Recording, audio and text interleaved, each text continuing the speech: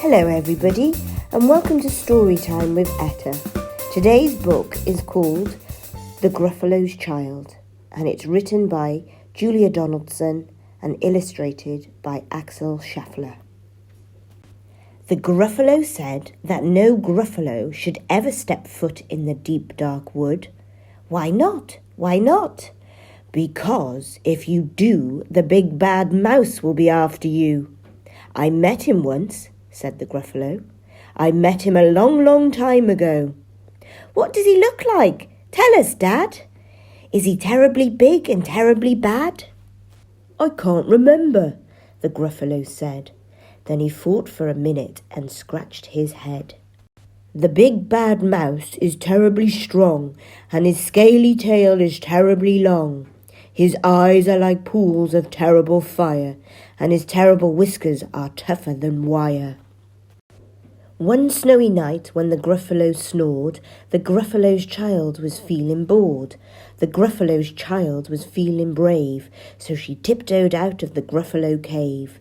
The snow fell fast and the wind blew wild. Into the wood went the Gruffalo's child. Aha, oh-ho, a trail in the snow. Whose is this trail and where does it go? A tail poked out of a log pile house. Could this be the tail of the big bad mouse?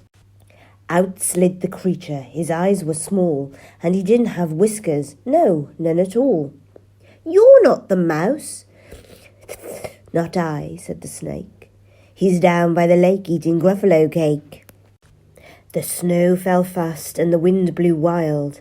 I'm not scared, said the Gruffalo's child. Aha, oh-ho, marks in the snow. Whose are these claw marks? Where do they go? Two eyes glimmered out of the treetop house. Could these be the eyes of the big bad mouse? Down flew the creature. His tail was short, and he didn't have whiskers of any sort. You're not the mouse. To-woo, not I, but he's somewhere nearby, eating Gruffalo pie. The snow fell fast and the wind blew wild. I'm not scared, said the Gruffalo's child. Aha, oh-ho, a track in the snow. Who is this track and where does it go? Whiskers at last and an underground house. Could this be the home of the big bad mouse? Out slunk the creature. His eyes weren't fiery. His tail wasn't scaly. His whiskers weren't wiry. You're not the mouse. Oh no, not me. He's under a tree drinking Gruffalo tea. It's all a trick, said the Gruffalo's child, as she sat on a stump where the snow lay piled. I don't believe in the big bad mouse. But here comes a little one out of his house. Not big, not bad, but a mouse at least. You'll taste good as a midnight feast.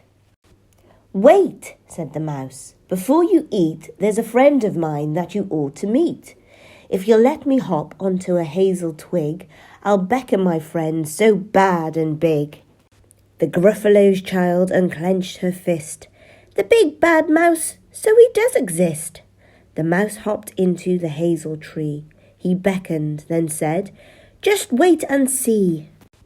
Out came the moon, it was bright and round. A terrible shadow fell onto the ground. Who is this creature so big, bad and strong? His tail and his whiskers are terribly long. His ears are enormous, and over his shoulder he carries a nut as big as a boulder.